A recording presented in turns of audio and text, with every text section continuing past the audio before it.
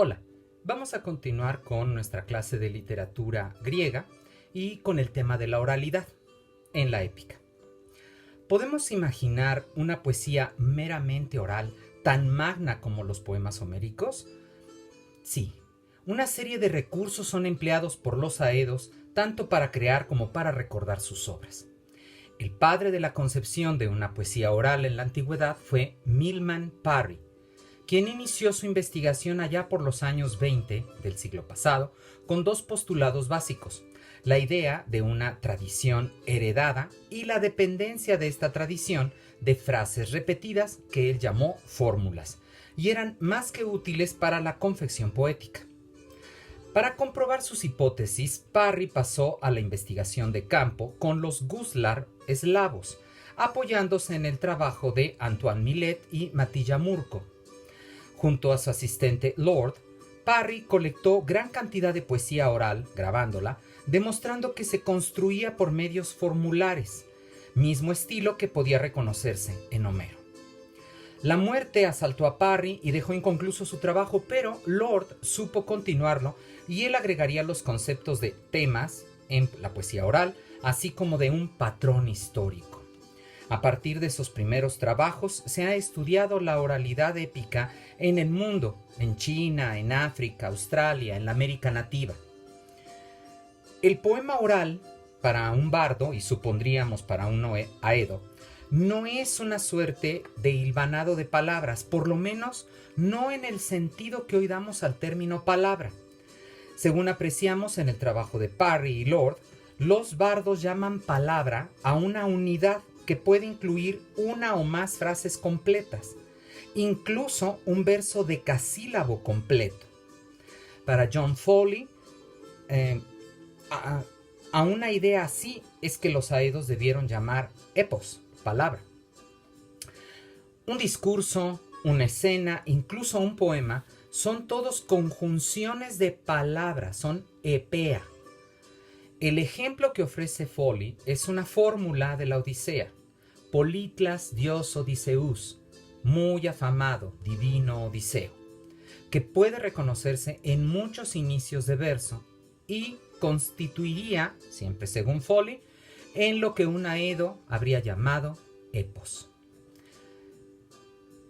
Tomando en cuenta otras unidades menores como las conjunciones o los verbos con los que suelen unirse estas palabras, daría la posibilidad de escenas completas, como los banquetes, las batallas, las reuniones sociales, los viajes, los rituales, los discursos y deliberaciones, los sueños, las visitas divinas y un largo etcétera, que constituirían finalmente el poema mismo.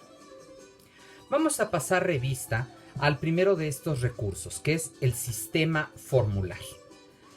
Como mencioné, el carácter rítmico de la poesía es un poderoso auxiliar hasta el día de hoy, obviamente aunado a la práctica de la memorización y la repetición. Pero al momento de crear improvisando es maravilloso. Es el empleo de un metro que se vuelve de sobremanera útil. Voy a mover a Homero para explicar a Homero y vamos a ver estos pequeños ejemplos. El esquema métrico del que estamos hablando es el hexámetro. El hexámetro está compuesto de 6 pies. 1, 2, 3, 4, 5 y 6. Son pies métricos que pueden estar constituidos por sílabas largas o sílabas breves. La sílaba larga con dos sílabas breves es lo que se llama dáctilo, y la sílaba larga unida a otra sílaba larga, que de hecho puede sustituir a las dos breves, se le llama espondeo. Entonces tenemos una alternancia entre dáctilos y espondeos que cambia y modifica el ritmo del hexámetro. Aunque no son comunes, pueden existir pies holodactílicos, es decir, que solo lleven dáctilos. Y esto ofrece una impresión de ligereza y marca un ritmo ágil, rápido. O bien puede estar constituido solo de espondeos y sería holoespondaico, dando por el contrario una impresión de gravedad y marcando un ritmo lento. Ahora, en el hexámetro encontramos cortes o cesuras internas en este ritmo que marcan los grupos melódicos que hay en el interior del verso. Son finales de palabra, pero nunca de pie. Y hay distintos tipos de cesuras. La pentemímera, cuando coincide con la quinta media parte del verso. 1, 2, 3, 4, 5. Y allí aparece esa cesura. Da un ritmo especial. Meninaeidecea, Peleia de Agileos. ¿Sí? Noten cómo lo que hacemos y se escucha al momento de leer es que allí hay un corte. Meninaeidecea, Peleia de Agileos.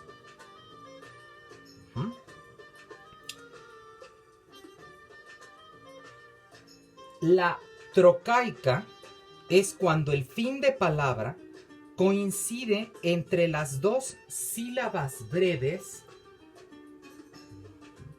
del tercer pie. 1, 2, 3. El tercer pie. Y se denomina femenina porque queda entre las dos sílabas breves. Cuando aparece entre las dos sílabas largas, entonces se llamaría cesura más trocaica masculina. La heptemímera es cuando el fin de palabra coincide con la séptima parte del hexámetro.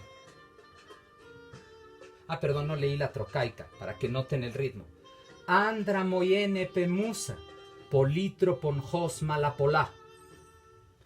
En el caso de la heptemímera, ein Odiseus Laertiades, hos pasidoloisin. Notamos el corte ante todo aquí, aunque aquí podemos sostener esta otra cesura. Pero incluso yo sostendría que podríamos leerla completa. Ein Odiseos Laertiades, hos pasidoloisin. Está finalmente la llamada diéresis bucólica, que a diferencia de las anteriores es cuando el final de la palabra coincide con el final del pie cuarto. Ha potitais, pagaisi, melisdetai, ha didecaiti. ¿Sí? Notamos que entra al final de la palabra. La trocaica es en sí esta. Hai, ha, potitais, pagaisi, melisdetai, ha didecaiti. Bueno. Hay dos fenómenos más que suelen señalarse en la construcción del hexámetro épico, que es el zeugma y el encabalgamiento. El primero consiste en que el autor evita el fin de la palabra después del segundo o del cuarto pie, cuando son espondeos, ya que daría la impresión de que se produce una pausa. No es muy común el zeugma, por eso no se los ejemplifico, pero el segundo sí es más común. El encabalgamiento es cuando la unidad sintáctica u oración no coincide con el final del verso, sino que se continúa con el siguiente verso. Entonces fuerza a que liguemos el primer verso con el segundo porque la idea se completa en el segundo. Este sistema permite la constitución de las fórmulas métricas, que fácilmente se acomodan en los versos y permiten un sistema coherente y riguroso, estrechamente ligado a la métrica. Aquiles, por ejemplo, es el de los pies ligeros, el divino o el divino de pies rápidos o el hijo de Tetis, siempre y cuando aparezca en nominativo. Es semejante a los dioses si aparece en vocativo. En acusativo es conquistador de las ciudades al final del verso. En genitivo, como en el ejemplo anterior, es hijo de Peleo. Y en dativo es valeroso cuando se encuentra al principio de verso. Son pues fórmulas en que se va encajando en la poesía. Para una mejor comprensión vamos a pasar revista rápidamente a algunos ejemplos de dicción formular. Tenemos, por ejemplo, la repetición de una parte del verbo. Las más de las veces, estas son las fórmulas. Por ejemplo, 33 veces aparece la fórmula Dia Theao, divina entre las diosas. 51 veces aparece Thea Glaucopis Athene, Atena, la diosa Atena, ojos de lechuza. Y 57 veces aparece la fórmula Hos Arafonesas. Así, algo así como así habiendo hablado. Esa es la repetición, pero a veces tenemos versos que se repiten enteros o con ligeras variantes. Tenemos, por ejemplo, creo que no se va a ver muy bien, voy a subirla un poquito.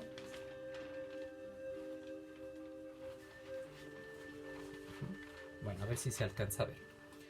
Tom daute proseipe thea glaucopis athene.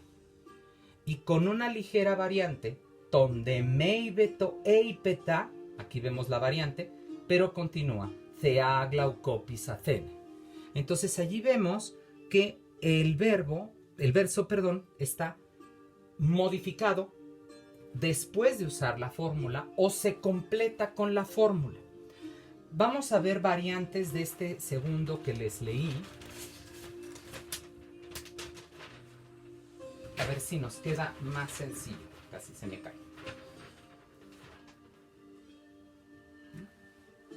Déjenme acomodar esto bien. Ahora sí. Tenemos ton de meibeto eipeta podarques dios agileus. La fórmula es en sí podarques dios agileus con ciertas variantes. Si se fijan en la medida del verso es exactamente la misma. Entonces las fórmulas se pueden intercambiar. Keito garene sin podarques dios agileus. Se cambió la primera parte, pero se conserva la fórmula. Etoi garpater ajamón apectane dios agileus. Vean que aquí hay una variante, ya no es podarques dios, o sea, el divino Aquiles de rápidos pies, sino ahora es lo mató el divino Aquiles. Entonces simplemente estamos viendo la variación en la fórmula. Pantasgar catepefne podarques dios agileus. Repite el anterior. Ifis Euxonos tenjoi pore dios agileos. Vean que hay una variante, pero sosteniendo el ritmo. Es decir, este es el uso formular.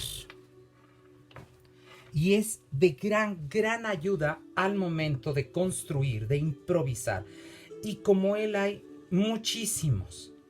Tende meibeto eipetacea leucole nos gere. Entonces se cambia la fórmula y ahora es así a estas palabras dijo después la diosa de blancos brazos Hera. Y así. Ahora, tenemos grupos de versos que se repiten. Cito. Le respondió Zeus que acumula las nubes. Hija mía, ¿qué palabras escaparon del cerco de tus dientes? Variante. Le respondió Zeus que acumula las nubes. Hija mía, ¿por qué me preguntas e inquieres sobre esto? Entonces, si se fijan, lo que hace es que la fórmula auxilia al poeta que improvisa, porque ya está parte del verso construido. Veamos ejemplos más amplios. ¿Acaso pues te sometió Poseidón en sus naves, excitando un soplo indeseable de vientos molestos? ¿Acaso te dañaron en tierra unos hombres adversos al robarles sus bueyes y sus hermosas greyes de ovejas, o al combatir por una ciudad y sus tiernas mujeres? Se me había olvidado poner a Homero. Variante. Ni me sometió Poseidón en mis naves, excitando un soplo indeseable de vientos molestos, ni me dañaron en tierra unos hombres adversos. Vean cómo corta la fórmula anterior. Y una variante. ¿Acaso os sometió Poseidón en las naves, excitando vientos molestos y olas enormes? ¿O tal vez os dañaron en tierra unos hombres adversos al robarles sus bueyes y sus hermosas greyes de ovejas, o al combatir ellos por su ciudad y sus tiernas mujeres? vean cómo lo que se hace es modificar parte de las fórmulas, pero prácticamente hay 3 o 4 versos ya construidos y el poeta puede así moverse más ágilmente a la manera de ir construyendo improvisado. El uso de la fórmula, sin embargo, no es azarosa ni carente de imaginación, es un refinamiento resultado de generaciones de poetas que intervinieron en la conformación de la obra, como el propio Aedo Homero. Casi la tercera parte de los versos de la Ilíada y la Odisea se repiten al menos una vez. Como poesía improvisada, el uso de la fórmula representa un auxilio poderoso al tener parte del verbo construido y concentrarse en la conformación del resto de él. El propósito básico es posibilitar al Aedo de asimilar, de incrementar el gran repositorio de poemas heroicos. El sistema es muy amplio gracias a las variantes que cada Edo puede ir creando, alternando, modificando muy poco, como acabamos de ver, la fórmula métrica. Lo más seguro es que estos cambios los efectuaran de oído. Conforme uno va usando un metro, el cerebro mismo va como enlazando los ritmos. O bien lo hacían por instinto, más que con un gran trabajo reflexivo. No podemos suponer que el Aedo se hubiera sentado media hora a pensar cómo iba a construir un verso. ¿Cuál es la longitud de una fórmula? Desde una palabra, si le creemos a Kirk, que sugiere esto al percatarse de ciertas regularidades de vocablos en los versos, hasta varios versos que describan una ocasión recurrente, como los banquetes, los desembarcos, los sacrificios, los combates, etc. Ahora, otra característica, otra herramienta en que se apoya el Aedo para improvisar la obra, la temática lógica. El estilo formular es, según Bougra, la clave para entender que un poema monumental pueda ser recordado de memoria. Sin olvidar tampoco que las capacidades mnemónicas de estos profesionales eran superiores a las de la media humana. A ello hay que agregar que los pasajes de los poemas no fueron anexados de forma caótica, es decir, a pesar de que es poesía inventada, no es, ay, aquí se me ocurrió poner esto, ahorita lo pongo, no, sino que se reconoce hay una lógica en los poemas. Vamos a ver una secuencia básica que se bosqueja con facilidad y que puede de hecho ejemplificar al propio poema.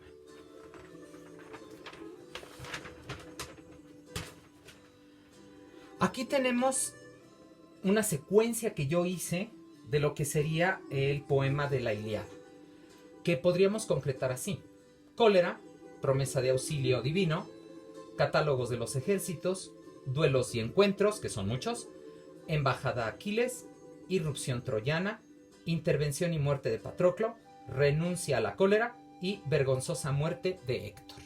Entonces, como notan, esta sería todo el poema. Si el Aedo tiene en mente este listado, no va a ir anexando las partes de manera caótica. Puede que en duelos y encuentros se aviente 5 o 6 cantos de duelos y encuentros, pero está siguiendo la lógica y sabe que después de todos ellos debe venir la embajada a Aquiles. Entonces, esa secuencia lógica es como el esquema de nuestros trabajos de investigación para poder finalmente redactar. Cada segmento se puede desglosar y se articula a la vez con todo el poema. Es decir, las partes están unidas. No es un mero anexo de fantasías, de escenas. Como por ejemplo son a veces los cómics, que nada más así como que historia tras historia tras historia y todas son iguales, porque en realidad solo se están agregando segmentos de forma caótica. No hay la idea de conformar una historia muy larga, sino normalmente una historia muy breve de 3 o 4 números. Si la secuencia básica, esta, podría ser obra de Homero, los temas e incluso los episodios puede que sean lugares comunes en la narración épica. En algunos episodios atípicos, de gran brillantez, de sentido dramático inusual, los filólogos suelen reconocer la intervención del compositor principal, se llamara o no se llamara Homero. Un ejemplo de temática... Vamos a traer a Homero otra vez. Un ejemplo de temática básica es fácil de armar. Miren, vamos a pensar en una escena de batalla de las que seguramente ya leyeron, varias. Dos guerreros se encuentran en el campo y profieren amenazas y frases jactanciosas. Si están en un carro, se bajan de él. Uno arroja la lanza, yerra habitualmente, y el otro le replica y lo humilla. Se arrojan lanzas por segunda vez, una da en el blanco, el vencedor se jacta, la víctima muere y le son arrancadas las armas. Esa es como una escena típica en Homero. Pero, ¿qué variaciones puede hacer sobre esa escena típica? Bueno, de la primera parte, que los guerreros no se conozcan y entonces se pregunten quién es su adversario y cada uno señale su linaje para ver que sí son dignos de enfrentarse. Esa es una variante de del primer aspecto. Del segundo, que las lanzas se rompan o que se pierdan y los héroes se tengan que enfrentar con las espadas. O bien, que uno es herido pero no muerto y se es rescatado por sus compañeros o por alguna divinidad y se le aparte del combate. O incluso que muera pero de forma no habitual, como algunas escenas donde le dan un corte de espada y la cabeza sale volando y gira en el aire y cae, en fin. Y del tercer aspecto, cuando ya viene el enfrentamiento final, pues que antes de morir el vencido suplique por su vida y sea tomado como prisionero, o que antes de fallecer profetice la muerte de su adversario. Entonces, con un tema básico, con una escena básica, se pueden crear 5, 6, 7 escenas diferentes, todas siguiendo la misma línea lógica. Así, hay cierta libertad dentro del canon establecido por la epopeya. En sentido estricto, casi no hay novedades en nuestros poemas, y ello, en vez de ser un defecto, resulta un logro, porque produce el efecto de autenticidad y de concentración. ¿Cabe entonces en tal poesía la originalidad? Sí, porque el mundo de las maneras y los ideales heroicos era en sí mismo extremadamente simplificado y codificado, y esto provoca que la caracterización particular sea reducida, pero no desmerece la poesía homérica, le da un halo de arcaísmo y la aleja del realismo al que puede aspirar la poesía, al que no puede, aspirar en general la poesía. Porque toda poesía es recreación, es fantasía. Lo que sí hay que enfatizar es, como dijo Dennis Page, con respecto a las fórmulas, el factor determinante para cada lugar era la significación, no el metro. Aquiles, por ejemplo, nunca será el que ha padecido mucho, ni Odiseo el de los pies ligeros, aun cuando la métrica lo permita. La originalidad de los poemas no reside en elegir el epíteto especialmente apropiado para cada situación, sino en el tratamiento fluido de esta fraseología tradicional, que es algo mucho más difícil, y así auxiliar a la concepción general del poema. Vamos a cerrar con un último aspecto que es el llamado ciclo vital de la epopeya. Geoffrey Kirk, basándose en los estudios de Milman Parry y de otros investigadores sobre bardos contemporáneos, ha señalado que la poesía oral tuvo 4 periodos de desarrollo, los cuales forman lo que él llamó un ciclo vital. De nuevo me levanto para que puedan verlo. Tendríamos primero el periodo originativo, donde surge una idea para un poema narrativo opuesto por igual a la prosa narrativa también y a la poesía ocasional, como la que se compone en los trabajos o en los funerales.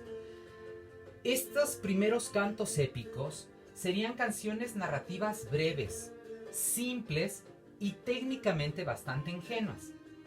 En Grecia es posible que este estado se diera durante o antes incluso de la Edad Micénica, incluso de manera contemporánea con la guerra misma de Troya, como ya vimos. El segundo momento de este ciclo sería el creativo. Es un largo estadio que extiende grandemente las canciones narrativas y mejora la técnica con cada generación. En este periodo, los jóvenes aedos aprenden de los viejos un repertorio inicial y con el tiempo lo aumentan mediante su propia invención e improvisación, mediante su propia imaginación. También aquí, en este periodo creativo, se desarrollará la poesía monumental. Basándose en canciones y en temas preexistentes, un cantor destacado como Homero crea un poema de grandes dimensiones, pero con una unidad general, como ya vimos. En el caso particular de Grecia, el Aedo de la Ilíada y de la Odisea no solo construyó una poesía monumental, sino que alcanzó con ella una serie de características propias. El siguiente estadio es el reproductivo. En esta etapa, todavía los bardos, los aedos, utilizan las técnicas del periodo anterior, pero ya han dejado de ser creativos, aunque no duden en hacer algunas transposiciones métricas o modifiquen expresiones o episodios menores de las epopeyas que cantan. Kirk supone que en Grecia dichos cantores reproductivos hayan existido a mediados del siglo VII a.C. y que sea gracias a ellos que se conservaron los poemas sin grandes mutilaciones. El último periodo es el degenerativo. En él, la difusión de la letra escrita es el factor decisivo para el eclipse de la épica de estilo homérico o aédico. Junto a la decadencia del aedo reproductivo, se reconoce el avance de un mero recitador, el rapsoda, un entrenado y profesional cantor, un fenómeno que es propiamente exclusivo de Grecia. La influencia rapsódica la vamos a estudiar más adelante, pero baste decir que se reconoce en los trozos poco logrados que se añadieron en ambas epopeyas. Como la tradición muere, no queda sino encerrarla en la palabra escrita para la posteridad. Las últimas décadas del siglo VII a.C. son testigos de la reintroducción de la letra escrita con el alfabeto fenicio, que es adoptado y adaptado, mejorado incluso por Grecia. El uso de la escritura era esencial para las actividades comerciales, como ya se dijo, y solo hasta después se empleó para la literatura cuando la tradición oral decayó. Existen estudiosos de la talla de Alvin Lesky que sospechan que la poesía monumental necesitó una serie de notas escritas a manera de memorándum, como las que yo tengo. Pero Kirk es lapidario y concluye: la insistencia de estos parece surgir en gran medida de su propia experiencia como literatos y de su falta de familiaridad con los procedimientos y capacidades de los poetas y letrados. Si bien, como ya vimos, no es necesariamente dos métodos ajenos, lo prueban las tablillas mesopotámicas que colectan poemas épicos. Lo que sí resulta muy difícil de probar es qué partes, qué trozos de la Ilíada o de su hermana menor fueron de este tipo, fueron producto de las notas escritas, cuando el material que sustenta la oralidad, como acabamos de ver en todas estas clases, pues es tan abrumador. Muy bien, le dejamos aquí y continuaremos hablando de los poemas homéricos y ahora del fenómeno de los rapsodas en la siguiente clase. Pásenla muy bien.